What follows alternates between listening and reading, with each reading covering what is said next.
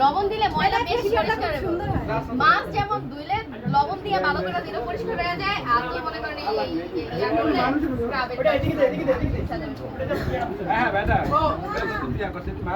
কি লবণ লাগে মামা? লবণ দিয়ে বলে আপনি না তো ঢোলে না। এটা এই জীবনে প্রথম করলাম জামাই। এটা লবণ দিবেন আমাকে ভাই। লবণ দিছি কো সেটা সুসা খাইছ না এখন কবি আরে কি বইয়া রইছে আটা কি সুন্দর নরম টিপতে ভালোই লাগবে সাদে না সবাই টিপতে বেশি শুরু করে না না করে টিপে দেই ভালো এসে সবাই দলে ভাগে হইব না আমরা একটা দলে কি আছে হ্যাঁ বেটা একটু দরদ মরদ করেছে। লবণ দেয় মামা কল লবণ দিয়ে আর এই জীবনে প্রথম এটা তো পরিষ্কার করে এর কোনো কাম হইলো এটা কোনো তারপরেও তো কিছু রেসপন্স করতেছে না।